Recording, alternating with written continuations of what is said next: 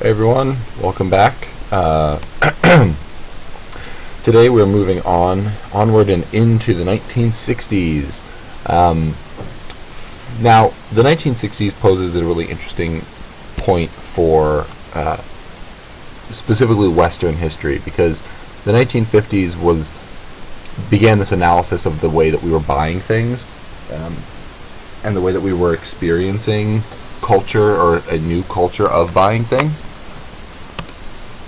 And in the 1960s, the critique becomes a little bit more vicious and more pointed. And so today's lecture is titled Positionality, and it's called Art as Mind, Art as Body. And positionality as a term is really just us giving the sense of what your position is in the world. So it's knowing yourself in political terms, like, are you a man, are you a woman, are you somewhere in between, are you gay, are you straight, are you somewhere in between, are you religious, are you not, are you somewhere in between. Those are all factors in your positionality. And the reason that I bring this up is because what begins to happen in the 1960s is the understanding that the consumer culture of the late 1940s and 1950s was geared towards a very specific audience. That audience was heterosexual, it was Caucasian, it was middle class, and this idea of the nuclear family, 2.5 kids, right? Well, a whole lot of people don't fit into that category. In fact, the majority of the human population doesn't fit into that category. And so what begins to happen with this critique of that kind of culture is the breaking down of it. And so you had this very monolithic, imagine like a large building that exists, and all of the kind of advertising campaigns and everything is geared towards the people that live in that building. What is going to happen in today's lecture, or in the artwork that we talk about in today's lecture, is voices from outside of that single building begin to get louder and bubble up. And eventually what happens, and this is going to take the rest of our course to get through, is that this big building in the center is actually going to empty out, and a lot of people in that building realize that they're part of this other wider culture. And that wider culture is generally referred to as counterculture, but it's weird to refer to something as counterculture because it's always culture, and it wasn't. Well, that's a problematic term, but that's a much longer conversation. So anyway, specifically though, what the work we're going to be dealing with comes directly out of pop art. It's an answer or a reaction against pop art. And so a lot of artists that we're going to talk about today are responding in ways that are basically walking away from the kinds of references that pop artists were making. Talking about advertising, talking about the sheen of consumer goods, all of that is going to go by the wayside in today's lecture as these other voices, this quote-unquote counterculture, begins to take a little bit more agency over their own perspective. Now we'll start off by kind of building, as it is, a conceptual framework. So the artwork that we're going to be talking about today, like most of the artwork that we have been talking about up to this point, is about triggering a thought. Now, the first half of the course, specifically the paintings that we were looking at, from Manet through Gauguin through Picasso, we're all dealing with the way that we see the world. And that changes slightly, but doesn't completely go away. These artists are still making visual objects that we are to look at and therefore understand the meaning. But that moment of understanding the meaning becomes more central to the object. And so artworks that we're going to be looking at today teeter a little bit closer to, well, one art object that you all know very well, Duchamp's fountain, that we're going to talk about in just a second. Duchamp's fountain was against the aesthetic. It wasn't polished. It wasn't necessarily about the act of looking. It was more about the act of thinking. And that brings us to the second point, the examination of the substructure of art. what is it in this art object that makes it art? Chapter 1 of our textbook answers that by looking specifically at Duchamp's fountain, which we're going to look at in just a second. But the way that I want to talk about it is in this idea of bringing the viewer back to themselves, in thinking about the relationship of, like, what is art makes you actually question yourself and your motivations, because you're the one that's defining it as art. Now, a lot of people have taken this course and have come to Duchamp's fountain and said, that's not art. They've come to Jackson Pollock and said, that's not art. And what that is doing, or what artists in today's lecture are going to be doing with that impulse, is saying, okay, well, then what is art to you? You are the viewer. They're kind of giving a little bit of authority back to the viewer, at least as far as considering the work of art.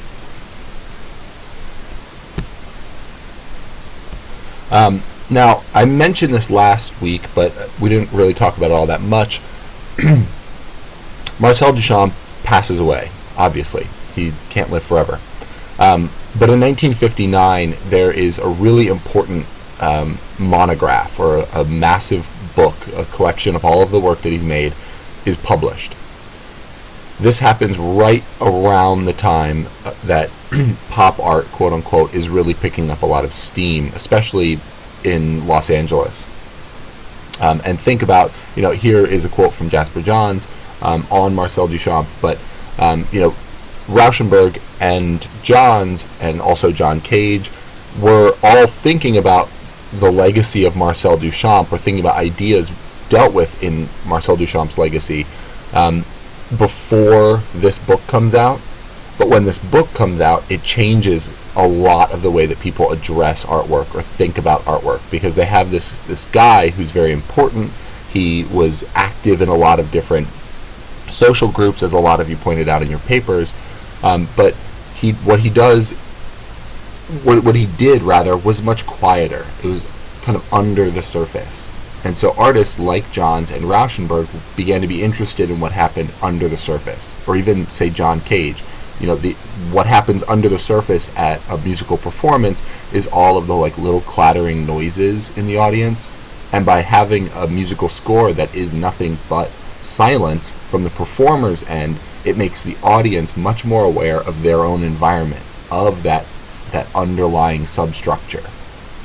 Now, when Duchamp passes away, Jasper Johns was commissioned to write an obituary, and here he says, Marcel Duchamp, one of the century's pioneer artists, moved his work through the retinal boundaries which had been established with Impressionism into a field where language, thought, and vision act upon one another. Now, go back through that sentence really quickly. Right here, thought and vision, this is how he's defining language. Language is both an idea and the thing that symbolizes the idea. So, that's an important thing. But then he continues, there it changed form through a complex interplay of new mental and physical materials, heralding many of the technical, mental, and visual details to be found in recent art. So what Johns is saying there is that Duchamp has given us a codex, or a Rosetta Stone of sorts, for looking at and understanding new art. Now, he's writing this in 1968, which is much later than our lecture is going to begin. But by 1968, art is drastically changing shape. And for those of you who got through, or I hope all of you got through, the legacy of Jackson Pollock, you'll know that Caprow is also moving us into this direction of a breakdown of specifically retinal or visually focused artwork into something that is much more experiential, much more conceptual, much more in the audience's arena, or in conversation with the audience.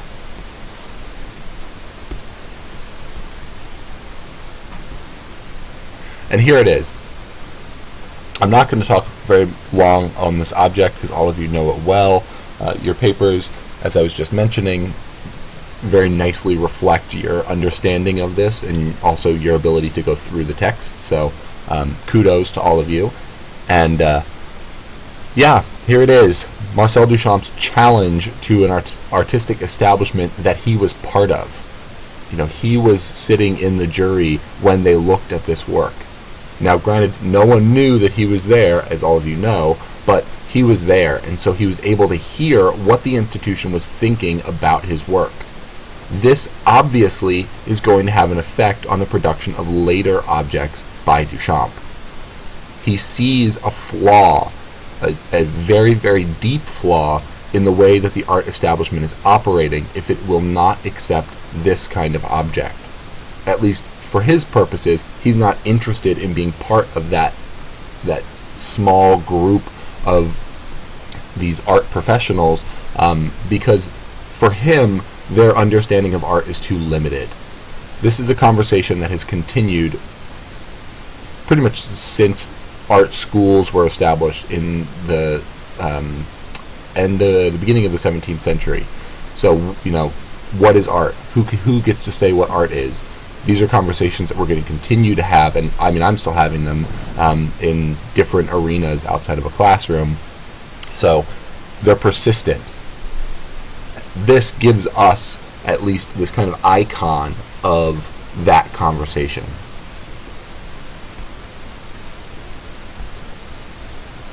So first off, we're going to look at some paintings. You know, last week's lecture ended by looking very specifically at two-dimensional work, or two-dimensional work with a little bit of additives. You know, you have James Rosenquist, who adds sculptural motifs to his paintings. You have Marjorie Strider, who also adds a little bit of low-relief sculpture to her paintings. But what happens next looks like this. It's very calm. It's very quiet. It's very minimal. Frank Stella's Defana Hawk, 1959, in a show that I think was late 1959, early 1960, not quite sure there. Frank Stella showed a series of paintings that looked a lot like this. The patterns that were put onto the canvas were all different. This one is the most signature of all of them. It's also the one that created the most caustic reaction because of its title. But here's what happened, or here's how Stella made this work. Stella did what all painters at the time were doing, which was he took, you know, that standard structure, the stretcher bars, he put canvas around them, pulled it taut, and primed it. Now that's what a lot of other painters had done for decades, centuries maybe. But what he decided to do when he was thinking about what he could fill this space with was he measured the distance between the wall of his studio and the front of the canvas. And it was around 1.5 inches, meaning that the stretcher bar was probably about 1 inch or 1.25 inches, and then there was an additional depth added because of, or width added, excuse me, because of the canvas that was stretched around it. So say we have 1.5 inches. Then he went to his brushes and he found a brush that was 1.5 inches. And he knew that he didn't want to add any color to these canvases. He knew that he wanted to make something that looked more akin to a pattern and less something illustrative or something that would depict a scene. And so he decided that he would make these lines, these these lines with right angles, excuse me. And he was making this shape because he was working on a rectangular surface. And so basically what Stella was doing was allowing the object of the painting to give him all of the structural elements that he needed to put an image on its surface. The lines that mark the front of the canvas also indicate the distance from the gallery or the private home or wherever this thing hangs. It actually hangs in a public institution. But the distance from that wall to the surface of the canvas. And then all of these right angles reinforce the geometry of the frame. Stella was just allowing the object to become itself. He was allowing it agency, and then putting it in front of the audience, and the audience was then left to figure out what they were looking at, why they were looking at it, and how it made them feel. What was their reaction?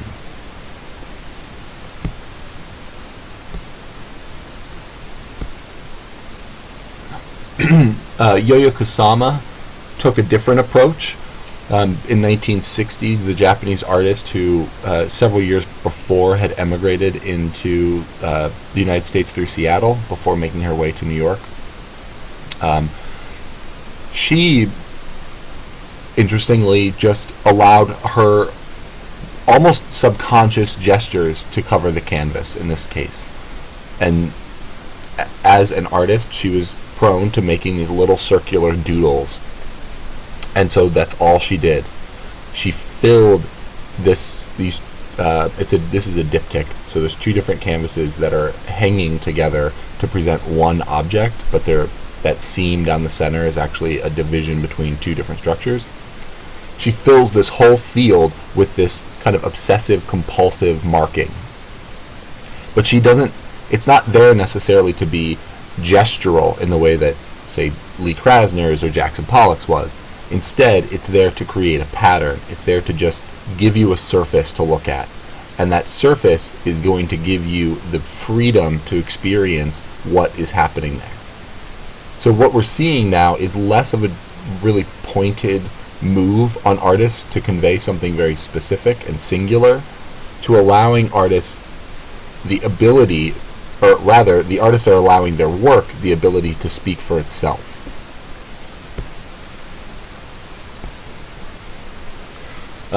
This work I like very much, William Anastasi.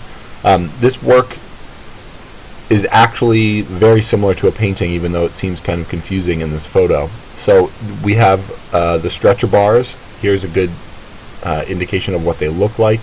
Now, the way canvas stretchers generally work, or stretchers of this sort work, you see those little wedges that are right here. Oops. Excuse me. That are right here and here.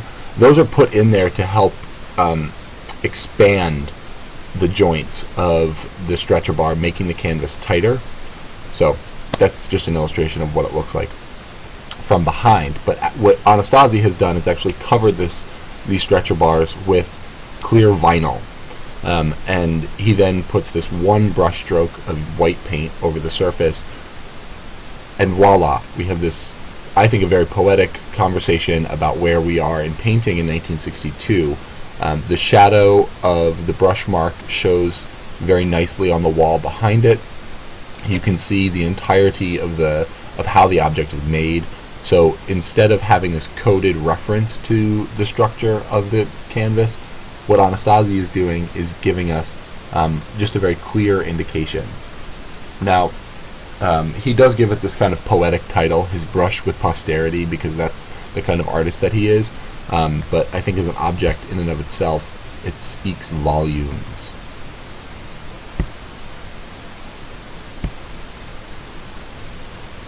Sigmar Polka.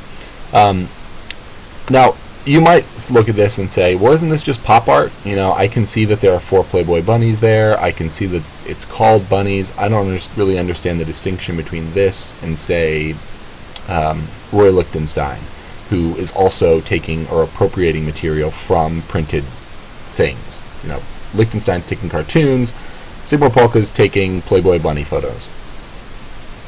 The difference here is the way that Polka allows the audience to see the material used to create the image. This picture is very blurry on purpose. It's pixelated because that's the technique that Polka is interested in using. Here, this painting is kind of derived from, or the process is derived from, screen printing, which is the motif made popular by, or the method of art making made popular by Andy Warhol, emulated in oil and magna paints by Roy Lichtenstein. But here that pixelation is meant to give the viewer a little bit of distance, whereas an Andy Warhol soup can gives the viewer everything they want. Polka is pushing the viewer back a little bit and making them question the way that they see these kinds of images. Rarely does a person who sees a picture with 4 Playboy bunnies, are they encountering 4 Playboy bunnies and then taking a photo of them for their safekeeping. Instead, they see it in this very hyper-mediated way, where they're constantly made aware that they're looking at a magazine. They're looking at something that a lot of other people can be looking at the same time.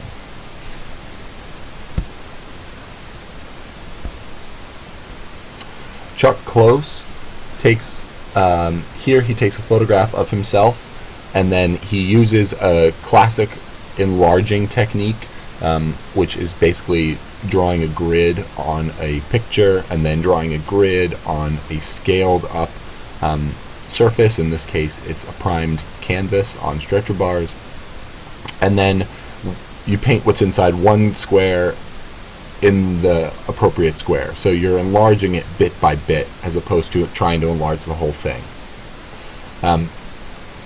This kind of photorealistic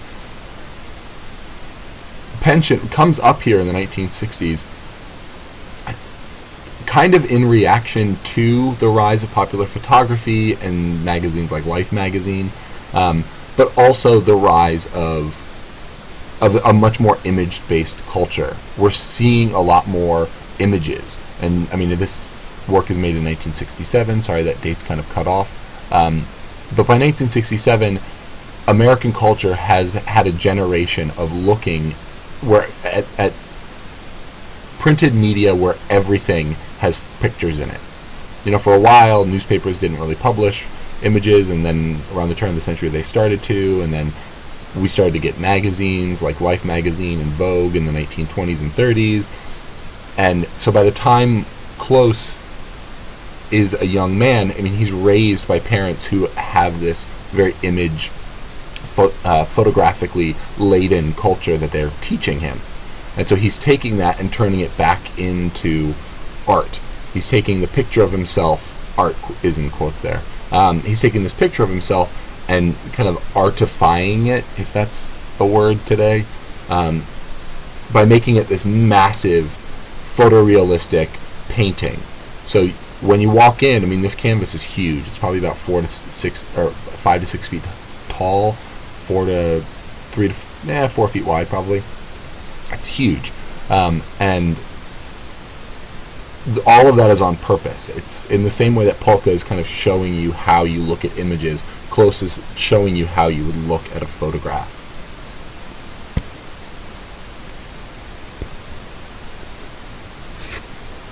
Philip Guston made this work, City Limits, in 1969.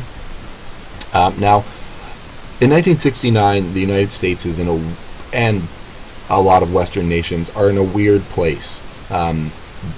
So this idea of the counterculture has become so widespread that it's becoming difficult to keep a handle on more rebellious factions of society. In some instances, you can look at, say, student riots or student sit-ins, social actions on college campuses or in union halls, as an indication of this. This is what and we look at those moments as good things, because they break down the social hegemony. They allow people personal freedoms. They allow people economic rights. Every time that kind of push happens, there's always a conservative backlash. And in the late 1960s, the conservative backlash came in the shape of another rise, a periodic rise, in the numbers of the Ku Klux Klan. Now, Philip Guston was a social activist in the 1930s, and in the 1930s, he personally dealt with the KKK. Actually, it was also in the 1920s that he dealt with them as well. He made a series of drawings, put them on display, and the Klan came in and destroyed most of them. As an older man, having seen the ebb and flow of the social fabric of the U.S., when in the 1960s there was another rise in Klan activity, Gustin begins this critique of American culture that pits pretty much all of us in these robes. So this painting has three of these hooded figures driving in a small car through a city, or at the edge of the city, as the title indicates, with city limits. But these are not meant to be, Klansmen on the way to a rally.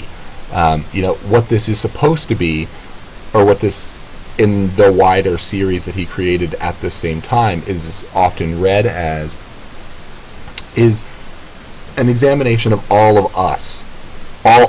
We all drive these cars. We all inhabit cities, cityscapes, or places outside of the city, and all of us, in our inability to really listen to what was going on, acknowledge the fear that people were living in, try to affect social change at all. Gustin saying we're all implicit in these crimes. And so when buses go through the American South trying to register black voters, and the northern white liberal students leading those tours go missing or are found shot dead, that's on all of us. And it's too easy for people to say, oh, that's just the Klan activity, that's the Klan activity. Well, we as a culture have allowed the KKK too long to hold too much authority over how we live our lives. Gustin saw this in the 30s. He sees this again in the 60s. He decides to make a painting about it. Again, positional attitudes put into artwork. Leon Golub, 1969. Now, last week I showed you his head work that I compared to Jean Fautrier's Tête d'Otage. Here we have a much more aggressive painting, Napalm No. 1 from 1969. And for those of you who don't know what napalm is, do a quick Google search, because you'll find a lot of imagery that will help you understand why this image looks the way that it does. Here we have two figures. One is fallen with a large red blotch on their chest, something akin to a large sore or a burn. And the other figure that seems to be more upright seems almost as though he has been skinned. When you Google napalm, you will figure out why Golub went to such graphic extremes in presenting this social reality to his public.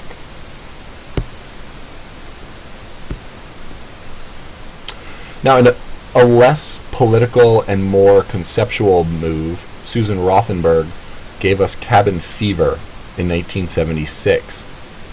Now, the motion of this horse, all of you can see that it's a horse, but the motion of this horse should remind you of something.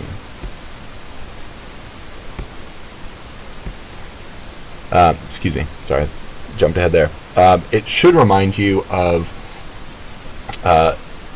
Edward Muybridge's photograph of the horse running in California that I showed you very early on in this course. I also showed you the GIF or the GIF of it, where the horse it's 12 frames and the horse is running. And when I talked about that work, I talked about this idea of technological feats and how that image showed us that at one point, while a horse is galloping, all four of its legs are lifted off the ground and the horse is propelled forward in motion based on its own physical ability. Rothenberg, in this painting, is selecting that one moment where the entire world changed and rendering it in a very particular way. Not only is it very brushy, it's severely monochromatic with just a hint of a shadow of the horse giving it some semblance of depth, but then there's this line that cuts straight down the middle that reinforces the fact that this is not necessarily the image of a horse, but it's the idea of an image of a horse. This seam indicates that there's something amiss. You're not seeing one cohesive picture, you're seeing two halves of a picture that have been put together. But unlike the Kusama work that I just showed you, this is not a diptych. This is a single piece of canvas, and that line is a purposeful line put there by Rothenberg to help us understand why she's interested in making an artwork like this. Francesco Clement gives us this image of a very important French intellectual called Michel Foucault. Michel, the French from Michael, so it's the male author who is imaged in the center of this frame. Foucault was an instrumental thinker in understanding the rise of countercultures because he wrote a lot on power structures.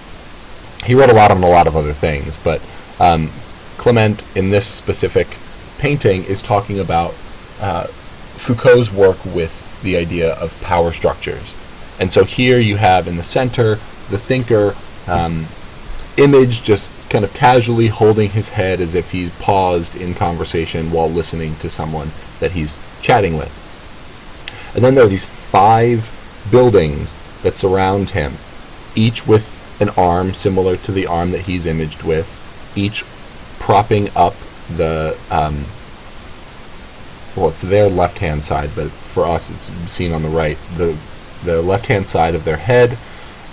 And so what this is saying, or what I liken this to say, is that this is Foucault analyzing power structures. So he's looking at all of these different building styles from all over the world, and he's bringing them into some cohesive understanding. By putting them all in the language of Foucault, we have the ability to understand how all of those things relate. So this is, in a sense, Clement's kind of homage to Foucault. And that's painting, or at least a little bit of painting. There might be some painting sprinkled through the rest of this lecture, but now we're going to move it into art practice that can get a little weird, and weird in a really, really good way. This is the art stuff that Capra was talking about when he deals with the legacy of Pollock. That last line where he says that, you know, it's not necessary for an artist to specify what kind of art they make, they can just make art. And that last group of artists that we just talked about were pretty specifically just painters. Chuck Close is a photographer. William Anastasi is more of a conceptual artist, but those are the two oddities in that group. The rest of them were pretty much painters through and through. This next batch is going to be a little bit different. Alright, Joseph Kosuth, 1 and 3 chairs. So this is conceptualism in its most direct. Conceptualism, or a mainstay of conceptualism, is looking at the way that we explain things, looking at the language, looking at the way that visuals and meaning line up. So going back to what Johns was saying in the obituary for Marcel Duchamp, that definition of language is what is in conversation here. And so what Kosuth has figured out is that commonly people will refer to all 3 of these things as a chair, instead of the much more explicit definition of a photograph of a chair, the textual definition of a chair.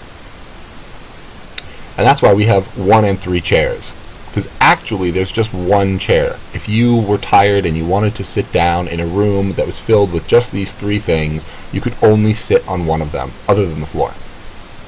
But for common purposes and the way that our language works, we technically have 3 chairs there. And so this little loop is really quite specifically the easiest way that conceptualism can be explained.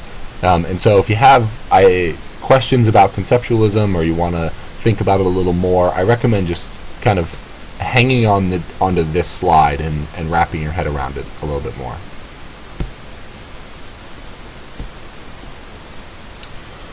Mel Bachner, he is a trained painter. He's actually switched and gone back to making paintings. He's been, not recently, he's been making paintings for the last 20 years, but as a young man in New York City, he premiered this work.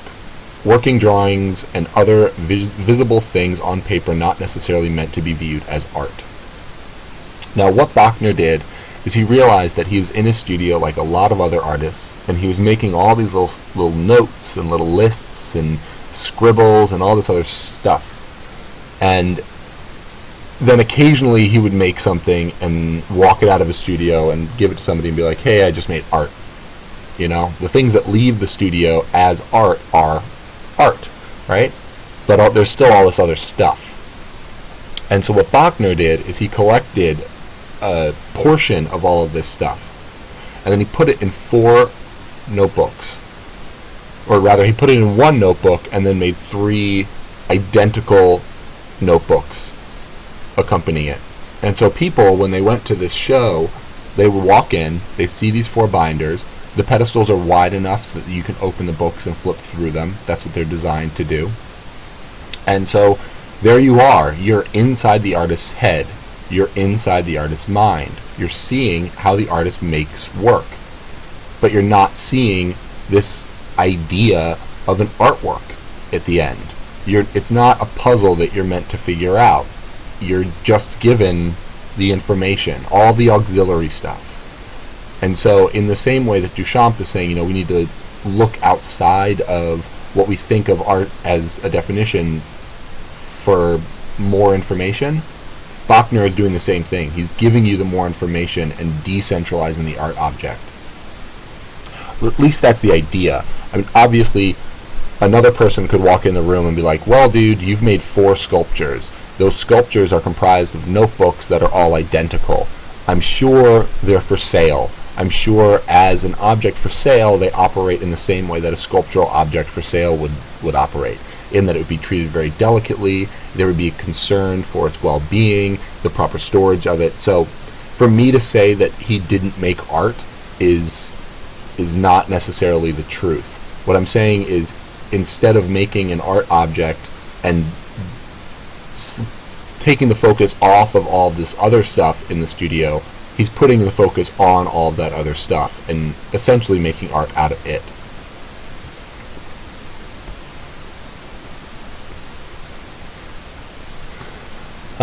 Saul LeWitt, Sentences on Conceptual Art. This is something that I'm going to give you a link for so that you can all see these things. Here are the publishing information. It's published in 1969. And yeah, it's something for you to look at after lecture.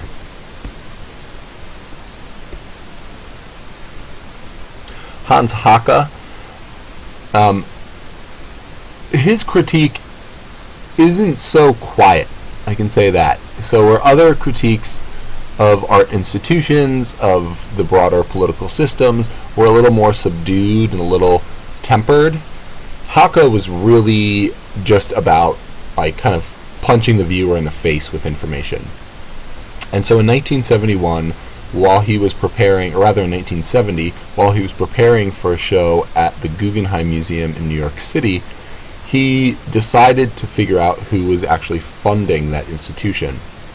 And he found out that this guy named Sapolsky was one of the biggest benefactors of the institution, and also specifically of his show. And so Haacke decided to do a little bit of investigation to figure out who the Sapolsky guy was, where his money came from more specifically. And he found out that he had a bunch of buildings in Manhattan, generally in lower income areas, and so Haacke decided to go and check him out. This guy is the benefactor of one of the most highly regarded art museums in the country. It has one of the fanciest buildings in the country, at least at this point, as far as art viewing goes. And so this guy should know his buildings, right? He should know or have a sense of where his money's going. But what Haacke found when he went to all these buildings was that Sapolsky was actually a little bit of a slumlord. Many of the buildings were in states of disrepair. At many of the buildings, Haacke encountered disgruntled tenants, And so Haka got the understanding that, this Shapolsky guy isn't really all that awesome. And so he decided to take a photograph of each building and then give you a little bit of information about his experience at the building, when Shapolsky bought it, how many people live there, how big it is, just some information. And he attempted to put this up in the Guggenheim. Shapolsky obviously freaked out, said, "I will not have you tarnishing my name for the sake of art," and the project was shelved, but then found light a few years later, and not while Shapolsky was on the board, but at some point they were actually shown in the Guggenheim, and his critique was made full. But this is so going back to that metaphor of the building in the center that all of the advertising materials aimed at, Shapolsky would have been in that building. Haka would have seen himself outside of that building. And so part of Haka's critique is yelling at that building until that building acknowledges that it's done wrong. And at this point in American culture, there was enough activity in and around specifically the art world that it was able to actually affect a little bit of change. Shapolsky was still a slumlord at the end of the day, and none of the lives of the people in any of these buildings were made any better by this work, and Haka still got paid for it.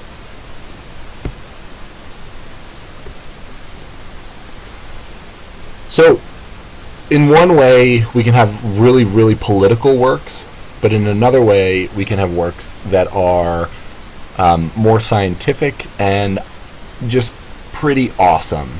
Walter de Maria made Lightning Field in 1977. Now, what it consists of are a field that is full of lightning rods.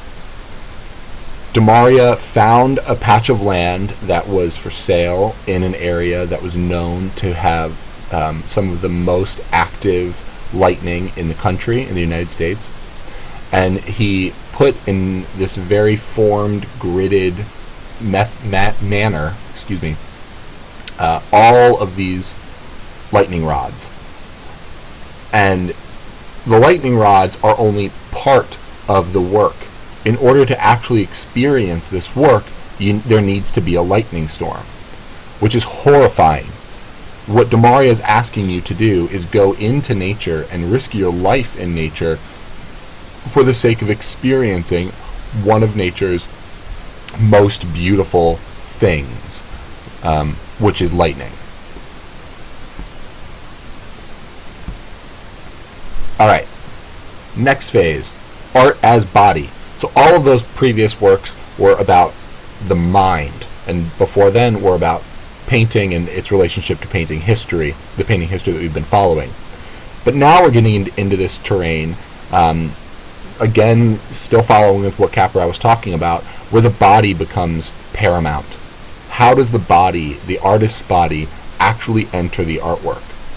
We have these performative ideas that come out of Jackson Pollock. This heroism of him in his studio, the action painter defined by Harold Rosenberg. That was, brought much more clearly to focus with the work of Georges Mathieu, who did actively perform as a painter, and then farther still in Japan with the Gutai group. But in the United States, the references to painting fall away, and the body as a prime object for artistic manipulation rises. Now this also has antecedents that go far back to Yves Klein with Levide, where the bodies in the room were part of the work, the experience of the body. The body moving through this opening space was digesting this blue liquid that would then resurface at a later time period. So the body is a consideration here.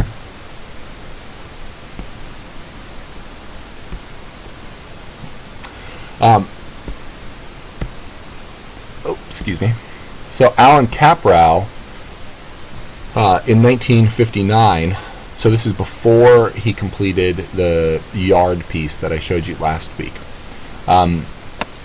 staged something that was referred to as a happening, or rather 18 happenings in 6 parts. And this is what the audience was told before entering the space. The performance is divided into 6 parts. Each part contains 3 happenings, which occur at once. The beginning and end of each will be signaled by a bell. At the end of the performance, 2 strokes of the bell will be heard. There will be no applause after each set, but you may applaud after the 6th set if you wish. So, in the center here playing music is Mr. Caprow. Here are 3 other performers with him. Each one of these performers has one dedicated thing that they are to do. Those things are defined as a happening. It's basically an action. In some instance, in one of the rooms, someone paints a section of wall with black paint and a roller. That's it. That's all they do. They wait there with the roller, they hear the bell ding, they start rolling, and they roll until they hear the bell ding again, and then they stop. These people, each with musical instruments, stand there with their musical instruments, bell rings, they begin to play, bell rings, they stop. Here's the wall that someone's painting. And this is how it's set up. So this picture is taken from the first room, and then you move into this space into the second room, and then farther back into the third. All of the happenings exist at the same time. Here's the third space. All of the happenings occur at once, and so there's this very patient silence as the audience moves from room to room, but then the audience takes their seats, the bell rings, and all of a sudden there's this like cacophony of activity, and then the bell rings again, and now it's the audience's turn to move. And so a lot of people, when they talk about this work, talk about what happens in the action side of the bells, but they don't acknowledge that the audience is also performing a happening in their own right. You know, but their happening is the negative of the artist's happenings. So the artists like bell ring, positive, right? And there's all these people like moving around, bell rings to close the happening portion of it, and then the audience actually moves. And so there's constantly motion happening. The motion is always dealt with these bells, but instead of one being, I think they're both equally important. That's what I'm getting at. So I'll just say that and we'll move on. Now this is the thing that everybody wants to hate, and hate away if you want to. It's up to you. Piero Manzoni, an Italian artist and a jokester, really took the lessons of Marcel Duchamp to heart.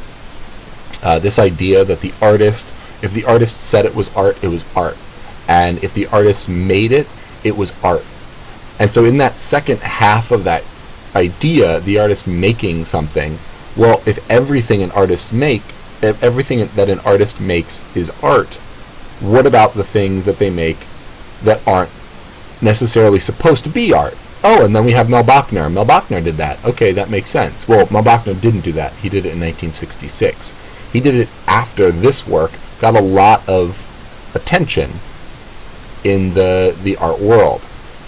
What Manzoni did was he did what all humans do. He had a bowel movement, and then he decided to put that bowel movement inside of sealed containers, put an edition stamp on it, this one being what looks like number 33. I believe this is a set of 100, and then he marketed them, and people purchased them because they thought that the idea was genuine. They thought that it was sincere. And it says here, merde d'artiste, that means quite literally artist shit in French. There's an Italian language version, there's an English language side of the label. And yeah, I mean, this is Manzoni. He's a goofy guy. And, I have this other one, but we'll go back to these cans. A lot of people say, or a lot of people want to say, well, who knows what's in the cans, because none of the collectors ever open them. We don't know what's in there. And really quickly, really grossly, these cans, because of what's inside of them, have, on certain occasions, fermented and subsequently exploded. So we do know what's in those cans because, no one purposefully opened them because no one wants to open them, but sometimes they open themselves. In a similar gesture, here Manzoni has created a magic base so that anybody who stands on top of that base is therefore imbued with magic, and anything that happens on that pedestal is magic. A very pointed critique of this object is that those two footprints where the audience is supposed to stand are actually on top of the pedestal, and so technically those two footprints would be regarded as magic, and anybody that steps up there would just kind of be participating in the magic of those footprints. This kind of minutia in detailing is what is also developing at this time. In 1909, you had different ways of making painting, but by 1960, there's a lot of people who were regarding themselves as artists. There's this whole other group of people that are starting to show up that are referring to themselves as art critics. We had a few in the turn of the century, but now there's a lot more. There's art magazines, art collectors. Basically the institution of art is growing, and therefore the specificity of the art objects becomes much, much more singular. Robert Morris was a dancer and he was a dancer first, and then became a sculptor, and then continued to dance and deal with sculptures. And he started to make these really interesting objects in the early 1960s. This one is Untitled Box for Standing, and Morris made a box that was specifically designed for his proportions. He, as the artist, as the person, this like venerated maker, could stand in the box and completely fill it. He did another version of this box that was called Untitled Box for Falling, and in that he stood in the box was tipped over, and he fell in it. So the box was specifically designed for his proportions, but it was also designed to be tipped over. And when I say designed to be tipped over, it's just conceptually designed. There wasn't anything in the actual build of the object that made it tip any easier. And actually, Morris broke his arm in that fall.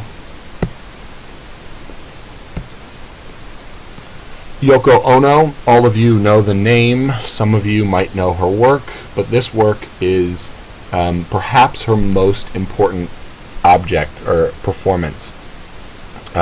It's called Cut Piece, and there have been a few different performances of it, but the first, as where this picture was taken, comes from Japan. Ono walked onto a stage, fully clothed, and knelt down, and there were a pair of scissors. The audience, largely male, could get up, walk onto stage, and cut away pieces of her clothing. They could then take this clothing with them if they wanted to, or leave it on stage. And basically, Ono would allow herself to become undone, as it were, to a point of propriety. She never showed her nude body. She only moved when a man walked up and snipped both of the straps to her brassiere. The bra fell, and she covered her chest, and then the performance came to a close. There's a lot going on here. I'm not going to spend that much time on it because I want you guys to think about it in relationship to the future conversations we're going to have in this class. So just keep this one in your heads. So if Ono was really concerned with propriety, with being proper and covering herself up, Vallée-Expo was not. What she did in this Tap Touch Cinema from 1965 is she went into the streets of Paris, so not an audience that is pulled specifically for the purposes of seeing an art performance, which is what Yoko Ono's was. So all of those people in the audience knew they were coming to an art event. They knew that Yoko Ono was going to be performing. They knew that they would see something like that. Valerie Expo went to the streets of Paris and interacted with regular old Parisians. And she dolled herself up with makeup and a wig and this house coat to make herself look like this kind of token mother of the early to mid 1950s. The mother of the 2.5 kids in the nuclear family. But she then, instead of wearing a shirt, she had this large box that she had made over her chest with a curtain at the front. And men, like this one imaged here, are meant to walk up, to move the curtain aside, and to actually feel her naked body underneath. And Expo, throughout the entire performance, would have this face that she has right now.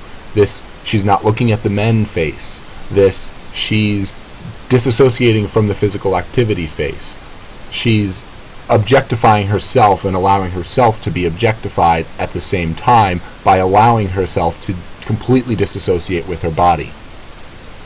This is not the first thing that Expo has done that has pushed these kinds of physical boundaries between the performer and the audience, and specifically between being proper and being more gratuitous. There is usually a strong reaction in this course when I show this work, and I welcome it in the shape of essays or questions or emails or conversations that you want to elicit on the discussion board. Go for it. This period of work is very revolutionary, and it still hits on aesthetic norms it confronts aesthetic norms that we as a society still hold. So even though this work was made in 1965, it still appears to be shocking.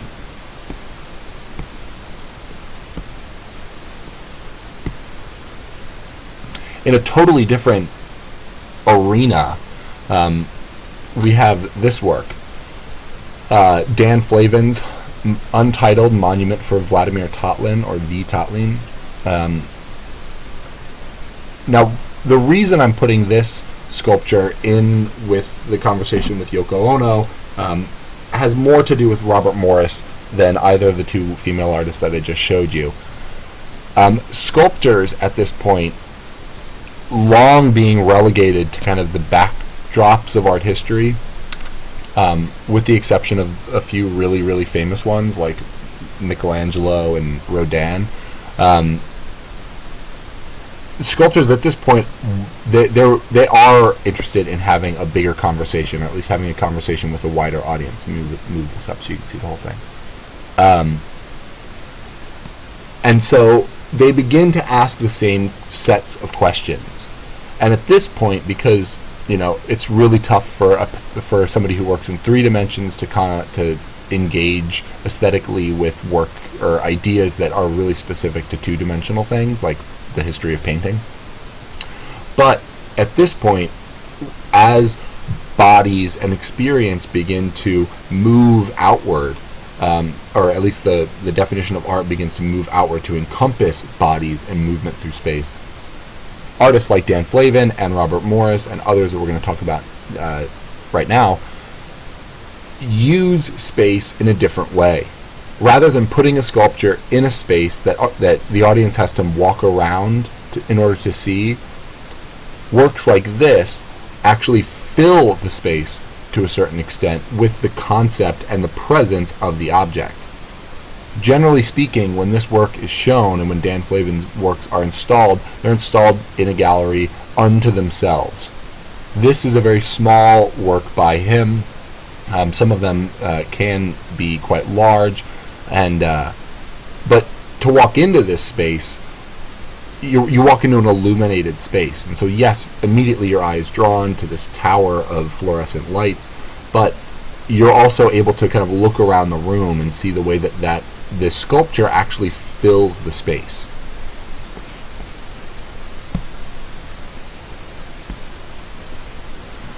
Perhaps one of the creepiest pictures I'm going to show you is also one of my favorite things to talk about. Here we have Joseph Beuys' How to Explain Pictures to a Dead Hare from 1965. Now, Boyes is an artist who's involved with the Fluxus group that's dealt with in our text. And in this work, he is engaging with a variety of different ideas, and he's found that this performance is the simplest way for him to have this conversation. That conversation is about art history. What is art history? What is art? How do you engage with the definition of art?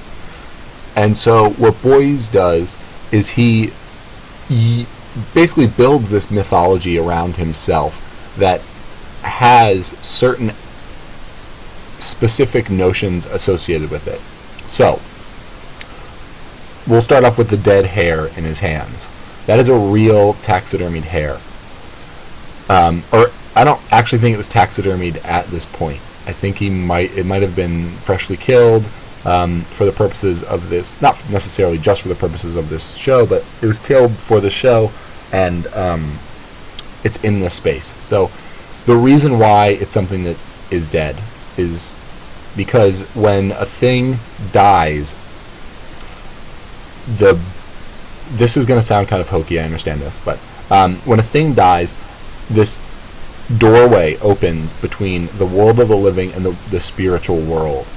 And so to have a conversation with something that is newly deceased, you can, in theory, in Boyes' theory, have a conversation with both of those sides. Now, that's one element. The second element is this mask that he's wearing, which students often find very horrifying. What Boyes has done is he's covered his head in honey and then in gold. Now, he does this because he has defined the world as he knew it in three different categories. The terrain, or the earth, of which gold is the most rarefied object or thing. The animal world, of which honey is the most rarefied thing. And the human world, of which the brain, or the thinking apparatus, is the most important. And so if you combine the most important thing to the geological world, the most important thing to the animal world, and the most important thing to the human world, you get as close as you can, in Boyes' terms, to the most rarefied thing in the world. So from that thing being his head, he can then explain art to this spiritual go-between in order to help explain art to a spiritual side of the world. Now, that seems like a really long explanation, and you wonder, okay, well, where's the audience in this? Are they in the room? Are they reading this stuff? Actually, Boyes locked them out of the gallery during this performance, and so the entire audience was standing on the street looking in. And that distance was so that his conversation, through all of this very shamanistic performance, was meant specifically for this hare, this go-between the natural world and the spiritual world. It's in that arena that Boyes wants to engage. Another work by Robert Morris. This one I think is much more explicit in its function with regard to the idea of these sculptures taking up new space. So these mirrored cubes are put inside of an art gallery. And for those of you who have not yet been inside of kind of the normative Western art galleries, they're white cubes. They're all white walls, generally a white ceiling, more often than not some sort of poured concrete floor. What Morris did is he made these 4 cubes. They're usually installed in a team of 4. I think there's more of them made, but 4 of them are always shown together. He puts them in these gallery spaces. They sit kind of silently, almost erasing themselves because of the mirror. But once human activity enters the space, they are charged in a certain way. So as a person moves through the space, their perspective of all of these things changes drastically. The space that they're in looks very different from every angle. Every step that they take through the space changes their experience of what they're looking at. And so it's that tiny sliver of possibility that Morse is defining here with these mirrored cubes.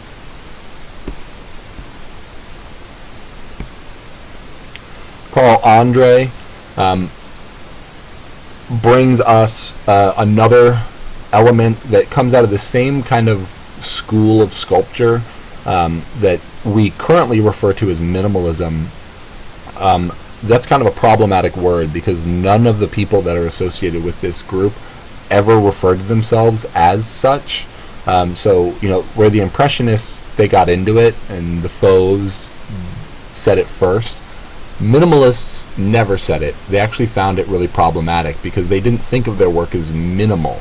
The aesthetics were minimal, but the ideas were very grand. So we have Dan Flavin, who's giving us fluorescent lights, not carved marble. Carl Andre gives us this work, which are made out of fire bricks. That's not some rarefied material, it's just something you can purchase fairly easily. And so in the same way as Duchamp just went to a store and purchased a urinal, this new sphere, or this new school of sculptors, are just going to stores and buying materials. Flavin needed something that would illuminate the space, but he also wanted it to be new and a material that people might not be that familiar with. And surprising as this might sound, there was a period in time where fluorescent lights were a rarefied object, and they weren't in every possible place that needs a light bulb. Fire bricks are a little more of a specialized object. I mean, you're not building ovens every day, and so the average person doesn't encounter fire bricks all that often. But they do look nice because they're white, they have a different visual weight to them than regular bricks. And arranging them in this very standard way, or very standardized way, has alliterations to building, but they're not buildings because they're loose, there's no mortar. Yeah.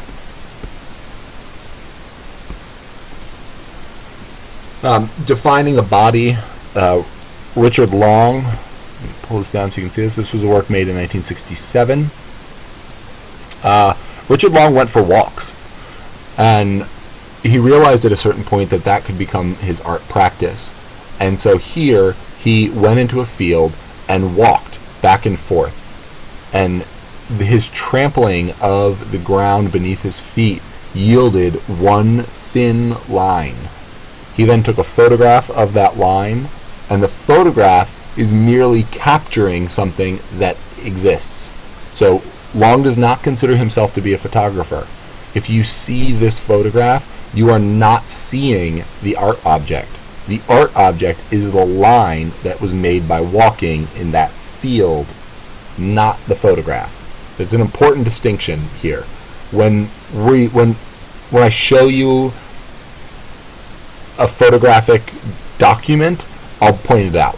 When I show you the work of a photographer that is meant to be the single object, I'll also point that out. So this is a documentation of a performance. It is not the artwork. Same thing with lightning field. That's not a photograph. The field itself and the experience of the lightning is the artwork. We just have photographic documentation because we're not there. 1968.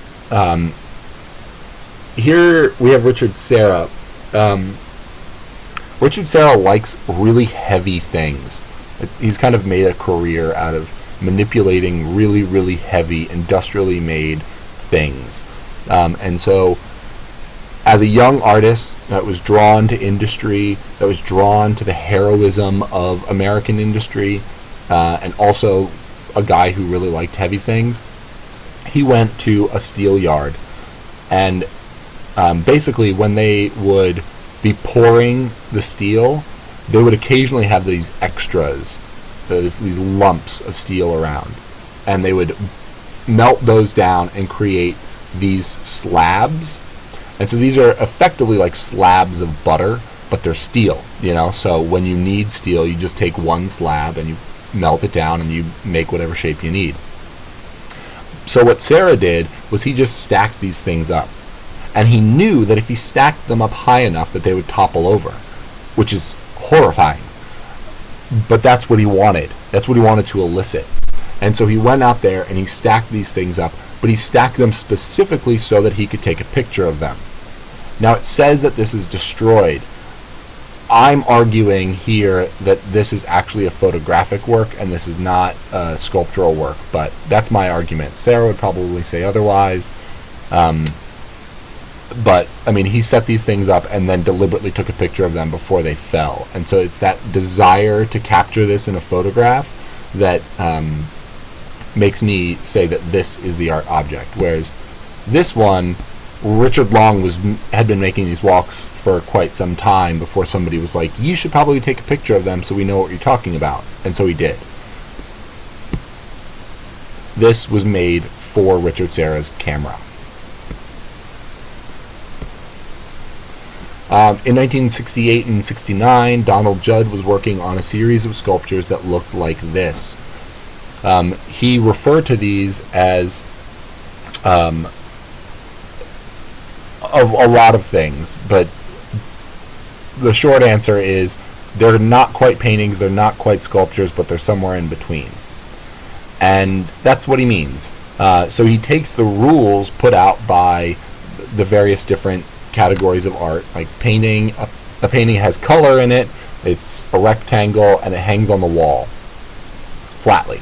A sculpture occupies the viewer's space, the viewer is made to move around it, the viewer is given a real understanding of weight and objecthood, and he fuses those two things.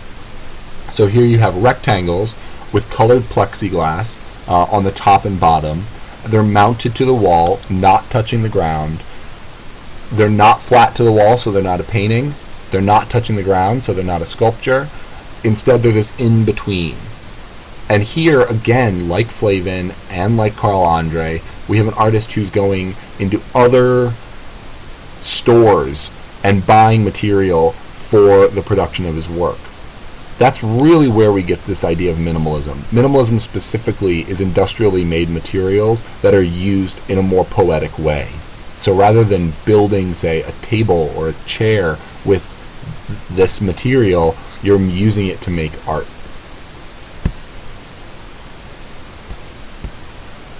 A backlash against this very male-centric group of artists, like Andre, like Judd,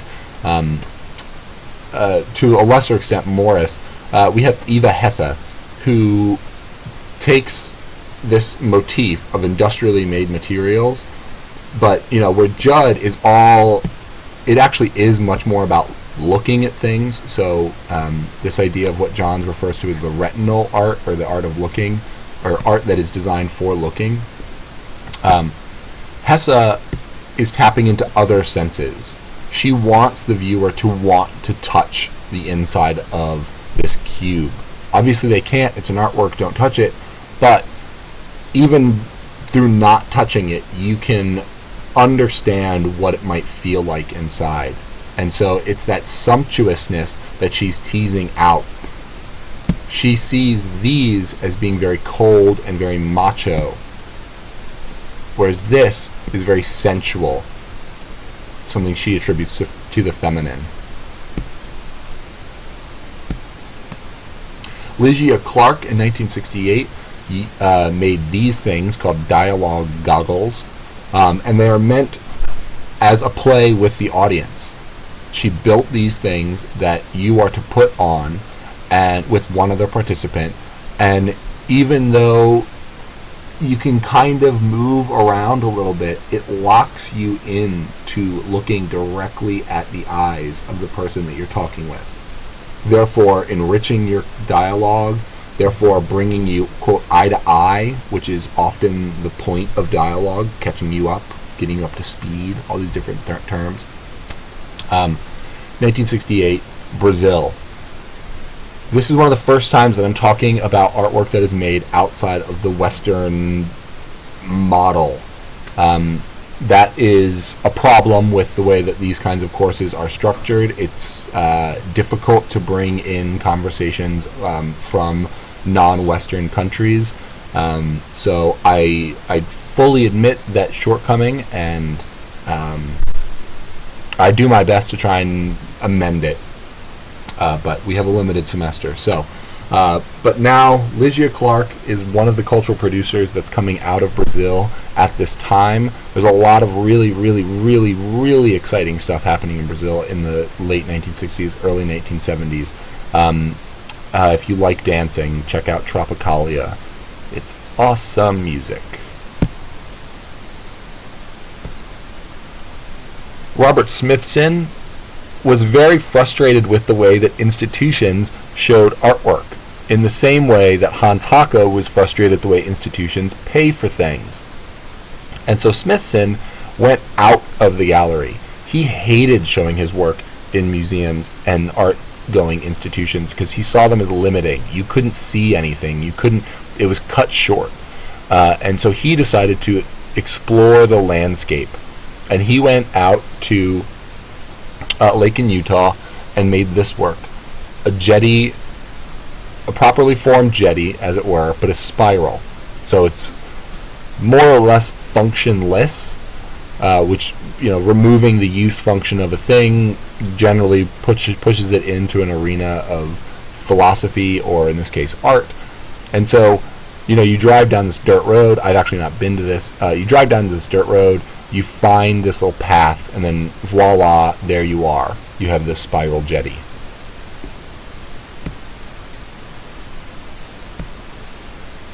Michael Heiser in 1969 gave us this double negative. And so in this picture up here at the top, let's look here. So this is a natural depression.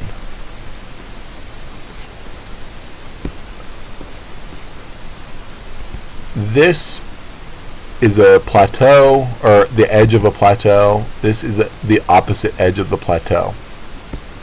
Heiser took a bulldozer and cut this out, and then cut this out. Oops. And so it goes here, there's this dip, and then it continues right here. So he is removing the land so as to make it to bring it into an aesthetic conversation, to make it a philosophical debate. All of this stuff was happening right around the time that environmentalism was coming to the fore. We didn't have a word for saving the planet before the 1960s. And so these artists were doing these things for conceptual reasons. Being myself, I came out of an environmentalist upbringing. I'm sure a lot of you have an understanding of how to be good stewards of the world. I see this as hugely problematic, that we have these basically white dudes who leave New York City, who come into the American landscape and just kind of mar it for the sake of aesthetic value. I mean, I would like to see double negative. I hear it's dilapidating quite a bit. I'm interested in looking at this stuff, but it is a little bit problematic in my mind. Merle Waterman Euclides, back in New York City, had a different approach to making art that was about the body. She was very interested in the labor of the domestic. What does it mean to be a housewife? You're not sitting at home just hanging out with your friends. You have a lot of work that you have to do, especially if you have kids, right? And so she began to look at that perspective. What was it like to be a mother in that environment? And so she pulled out certain domestic actions and highlighted them in artistic projects. Here we have her washing the steps of a gallery. So that's what she was commissioned to do. She went there, she cleaned the steps, she talked to anybody that saw her doing it, and then once she was done, that was it. A later project of hers, she wanted to shake the hand of every person who moved the trash or was involved in the sanitation department of New York City. And she did. And she spent about a year and a half in these coveralls going around and shaking everyone's hand.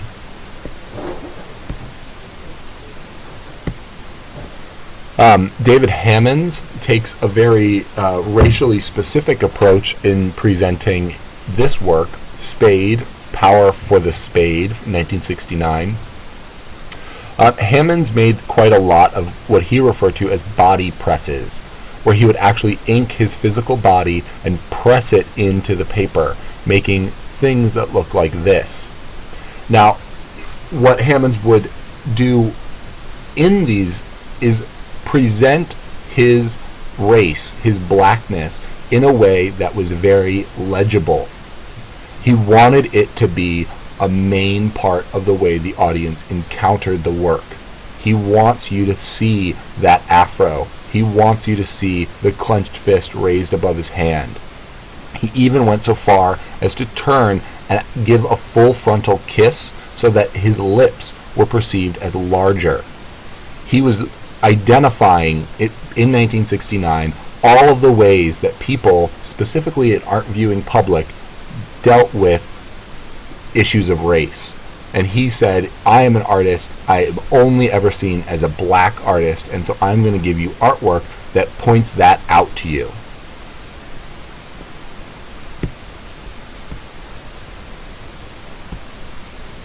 Vito Acconci, here we have two works of his, Following Piece from 1969, Proximity Piece 1970.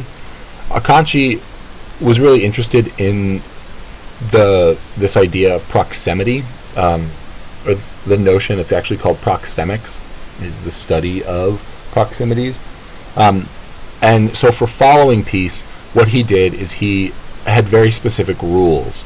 He would walk through the streets of New York City and he would begin following someone. And he would follow them into any public space. And once they went into a space that was deemed private, whether through a locked door or into a space that wasn't a retail store, say, he would then stop following that person, find another person, and continue following them. The one thing with this work is he had a photographer follow him as well. And so if you're like, this is Acconci, so if you're this guy, you're walking down the street and all of a sudden you have one dude following you fairly close, but then at a greater distance there's another person taking pictures of that guy following you. That's a little detail that a lot of art history looks over. They want to talk about the action of Acconci moving through space and being on the heels of this person, and this idea of you know, the notion of a quote-unquote big brother, the notion of a society where you're never alone, you never know who's following you, you never know what can happen when people follow you. But that kind of art history disregards the very concrete fact that there are more people involved in this production. Now the photograph is not the final object. The performance is the artwork. This is just documentation. For Proximity Piece, it's very similar, except in the confines of an art viewing space. Bruce Nauman investigates video very early on. So by 1970, he has been working with video for long enough that he's developed a system of using it for his own aesthetic purposes. He also deals with issues of surveillance, and in this work, Corridor, there are two monitors set up at the end of a very slender hallway. There are two cameras that are linked to those monitors, and the way Corridor works, as you walk down the corridor, you are seeing the perspective of somebody walking down the corridor, but you're watching yourself move down the corridor. And then the other video is facing the other direction, and so it's also showing you your position in the corridor. But they're doing it in such a way that you never really catch up with yourself in the videos. There's a specific feed loop that he deals with in this work that creates kind of this rather disturbing sense that someone's watching you, but also that someone's walking right behind you, but then you realize that that person walking behind you could be you, and that you're also, to a certain extent, following yourself. In another similar work, again, 2 monitors, one of the monitors is displaying another adjacent corridor that is empty.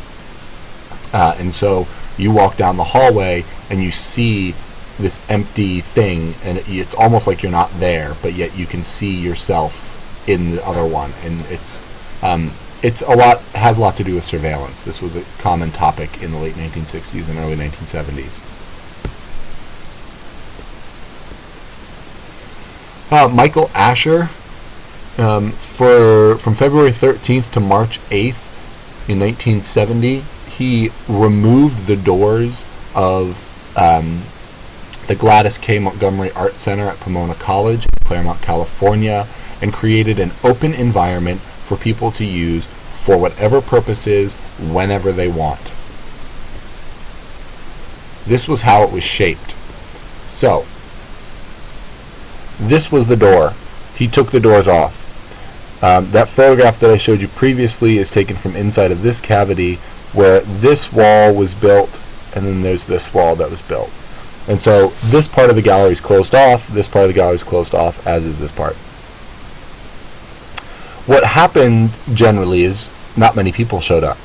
Occasionally people would come in, they'd go all the way back there, and it's 1970, so they would smoke their reefer and listen to their rock music, as it were, and then that was about it. But what Asher was interested in was giving people an alternative use for this space.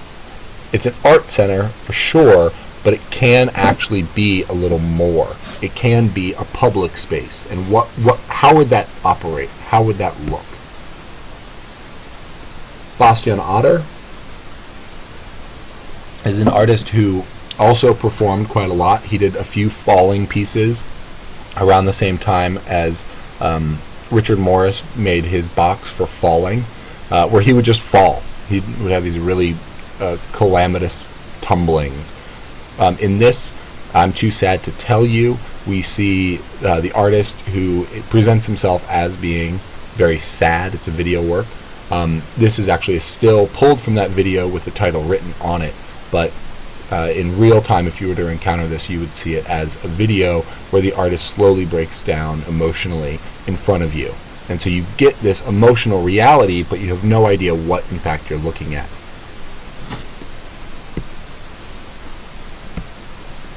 In a more aggressive use of performance, we have Chris Burden's Shoot from 1971. These 3 photographs are documentation of a project. They are not the project. Okay. Burden, shown here in a white t-shirt, went into an art space while he was, I believe at this point he was in graduate school. He went a distance from a friend who was regarded as a sharpshooter, and stood there and had his friend shoot him once in the arm. Really graphically, you can see an entrance and exit wound on that arm. One shot, very quickly. Burden didn't yell, Burden didn't shout. I've heard recordings of this, I've seen video of it as well, video documentation of it, and it's a very calm action.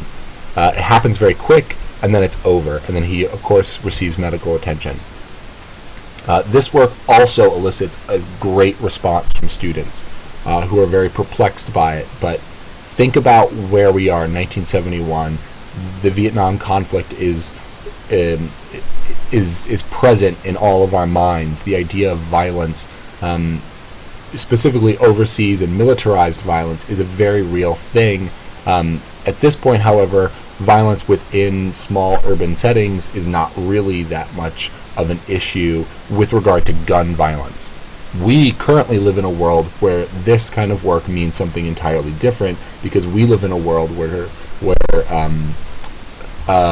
domestic violence, not violence that happens in a home in a domestic sphere, but like violence that happens within our borders is actually now armed, and so people are shooting each other. So the meaning of this has shifted as I have come to understand when I teach this. But really this has much more to do with militarized violence that occurs outside of the United States. In a much lighter note, Gilbert and George, a artistic duo based in the UK, made this video in 1972. It's called Gordon's Makes Us Drunk, and these two artists sit down with a bottle of Gordon's gin and proceed to drink. And they have this video, and they really just proceed to get drunk on video. But they do it in these very standardized, very British uniforms of gray twill suits, and so they look very proper, but yet they're getting really, really loose on this Gordon stuff. They're a really funny duo.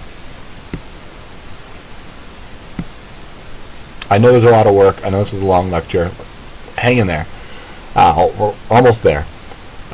Judy Chicago and Miriam Shapiro were two female artists that were in Southern California in the early 1970s.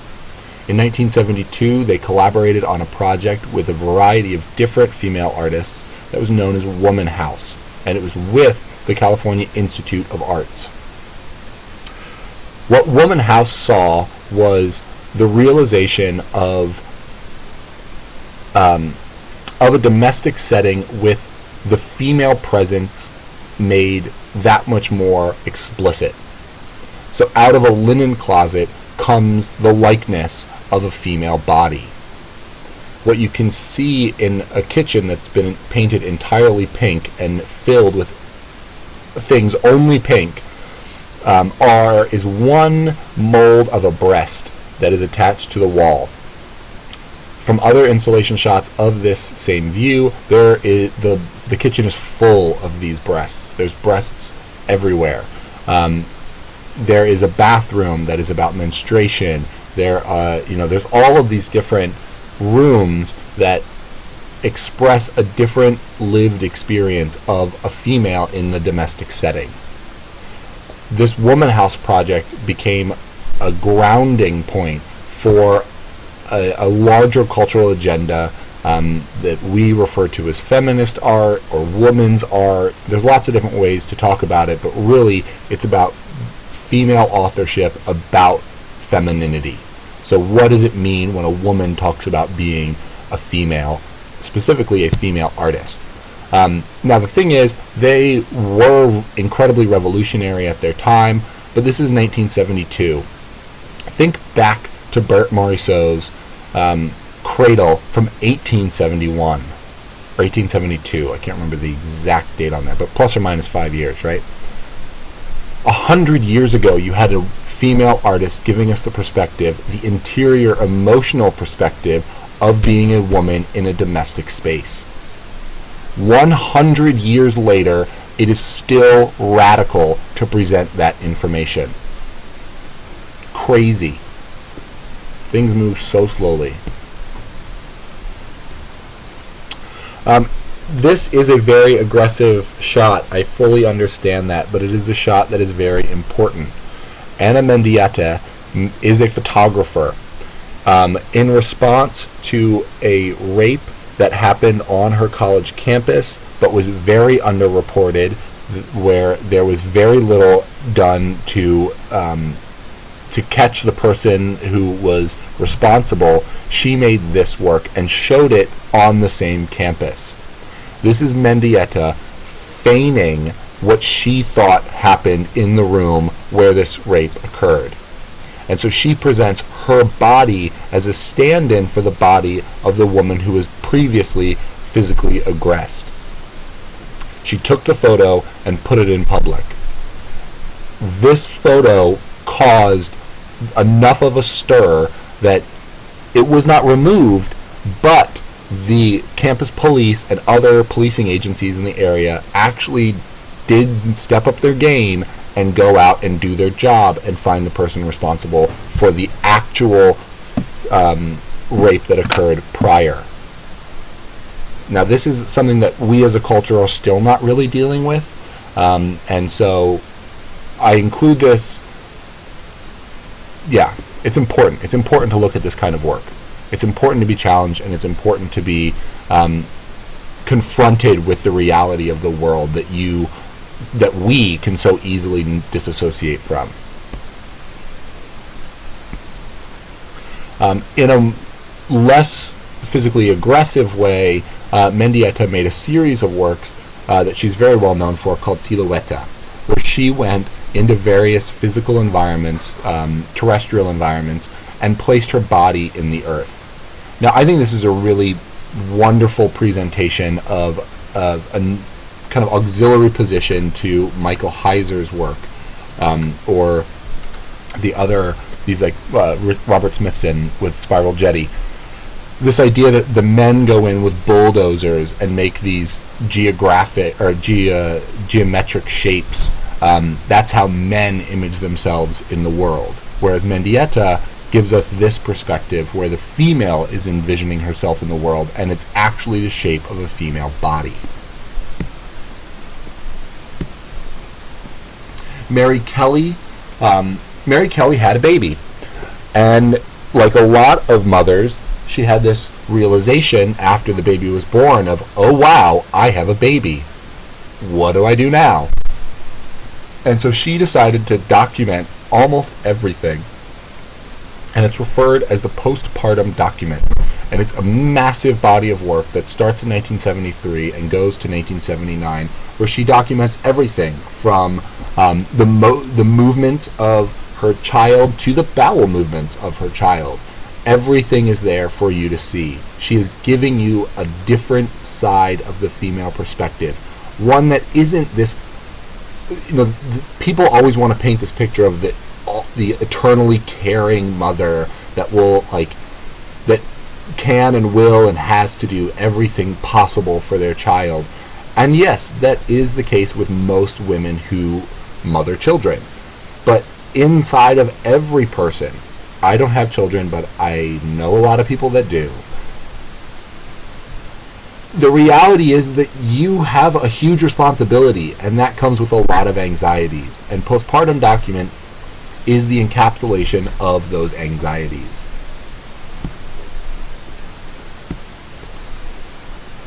Hannah Wilke, SOS, Starification Object Series, as that is known, is a large photographic series from 1974 to 1981, where the artist takes little pieces of clay, it actually started with gum, and shapes them like a vagina. And then she puts those little tiny vaginas all over her body and takes photographs. So these are, I'm showing you 2 photographs, not documentation of a performance. That's an important thing to know. The Ana Mendieta photograph is a photograph. That wasn't a performance. There was no audience in the room. She took that picture, published the picture, and then displayed the picture. Same thing here with Wilke. What Wilke is trying to elicit is basically in this time period, there was the sexualization of women in as much as men wanted to see pretty faces, they wanted to see nice hair, and they wanted to see breasts. Rarely do you see a really kind of gratuitous appreciation of the vagina. And Wilke saw this as a big disconnect. She's like, no, if you want to objectify women, you actually have to know the entirety of what you're objectifying. And that includes all parts of their body. And so instead of hiding it, she decides to put it in all these different places so that it's inescapable. You can't look at these photographs without being reminded of what in fact you're looking at.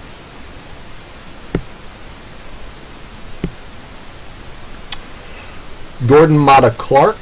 I don't want to talk that long about this work, but I love it. Love it, love it, love it. All of us have been in homes. All of us understand the experience of walking through buildings. Gordon Matta Clark knew that and relied on that. And so he and a team of people went into a house that was about to be demolished and were given the right and opportunity to cut away at the building so as to reshape it which would subsequently cause the people that entered the space to have this experience where they need to reshape their anticipation of walking through these buildings. People did go to this house. They were actually bussed down by his gallery from New York. This house was in Jersey.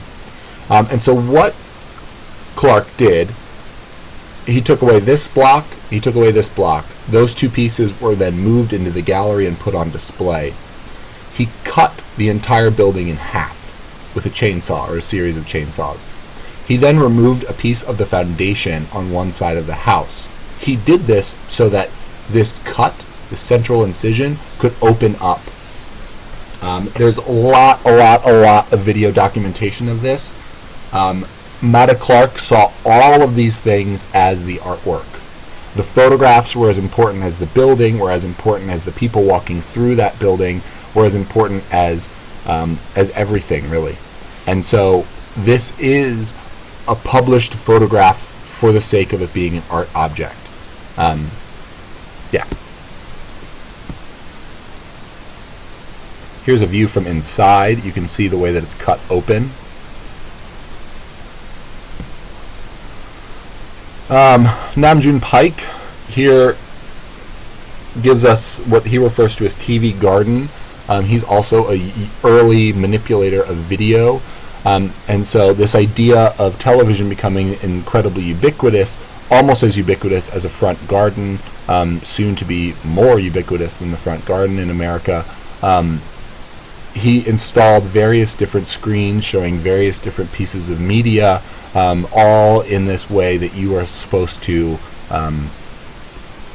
see as similar to or almost identical to the plants around. Here's a view without the flash, and so this is actually what you would encounter if you walked into it. You would be able to see that there were plants around, but the screens and the light given off by the screens would take a paramount seat. Genesis Briar Peerage. There's so much to say about the what this person is in the world. They're still around, still producing work. Still an incredible person, quite honestly. In this piece, we have a string of photographs. There's 3 photographs there, all of the same person, but each of those photographs presents a different consideration of gender. In the top photograph, with this foppish hat and the hair and this collar that's up right below the left-hand side of their face, we see a female figure, or a figure imbued with femininity. One down, the foppish hat has changed direction, the face is different, the hair presentation is different, and this actually looks a little bit like, this could be somebody from Lynyrd Skynyrd, to a certain extent, when you think about male identity in the 1970s. And then one down, we have, with the barrette in the hair, more of a washed out face, a presentation of perhaps a younger femininity. Genesis Briar Peerage has their entire life dealt with issues of identity politics, specifically gender identity politics. They are not a person that abides by specific pronouns. They specifically want the audience and the people that they encounter on the regular to be confronted with questions about expectations. Are you looking at a series of photos about a woman? Are you looking at a series of photos about a man? Not knowing the answer to that question, how does that make you feel about what you are in fact looking at? These are questions that have come to be incredibly important in today's art world. There's a lot of art being made about gender identity, but more than that, there's work that's made by people that are non-gender conforming that is not. And so there's this really nice cathartic thing of, okay, it's been 30 years, since this collage was produced, we might actually be past this conversation with regard to the art world. The broader society still has an incredible amount of issues with people that do not conform to gender norms. Francesca Woodman has this very, very poetic perspective on the idea of the body in a space. So I'm talking a lot about bodies, but I'm also talking about them as kind of vehicles with which our consciousness moves through space. And so you have this moment here where Woodman has found an abandoned house in Providence, Rhode Island. She has set up her camera. She has disrobed, and she has taken pieces of the wallpaper and covered up parts of her body so as to put her body into the wall. She is trying to say, in a very similar conversation to what was going on with Woman House, also what was going on in the practice of Merle Euclid's, she is presenting us with this notion that there are women that we are not seeing. We do not know the full scope of what femininity is, or what the woman's work is in our world. And lastly, and yes, lastly, we have a collaborative work by two artists, Marina Abramovic and Ule. Marina and Ule. This work was put on in 1977, and it's very simple. So, in a gallery in Bologna, there was a show. Marina Abramovic and Ule were part of that show. But they didn't put anything in the show in the back. Instead, they completely disrobed and stood opposite each other at the door. Now, for those of you who have seen Neverending Story, they're positioned a bit like the two sphinxes that Atreyu has to pass through with the shooting eyes and such. They stand on opposite sides, and people have to pass between them. But that passage is charged by the fact that you have to move through the physical presence of two gendered, nude bodies. I say gendered because when they're nude, we can figure out exactly what we're looking at. And these two artists are not trying to confuse or confront gender normativity. They're just saying, we present the binary of bodies. We are man, we are woman. And you, as a viewer, have to pass through us. Now, I went to a restaging of this at a retrospective of Abramovich's work a few years ago. Her name was in the news a lot during the show because she sat at a table and looked at people for a long time. She was not one of the performers in this doorway because she was doing this other performance in another part of the show. But the performers that I saw there, I went several times through this to this exhibition, and I went once where there were two male performers, another time with two female performers, and another time where it was structured like this. Every single time was equally as charged, and it was because of the physical proximity that you have to put yourself in. You have to touch these people's bodies. They have to touch your body. That's a lot of trust. That's a lot to think about. And all of these things that I've talked about today are trying to do that. They're looking at issues of trust, issues of responsibility, issues of authority, but most specifically, issues of experience. The viewer now is not a passive watcher. They are an active participant, whether it's being followed by Vito Acconci, whether it's passing through the doorway of Abramovich and Ule, or whether it's the scathing political commentary of Philip Guston. You know, we as the viewers are asked more genuine questions about what we're seeing during this time period than ever before in art history. And on that, we're done.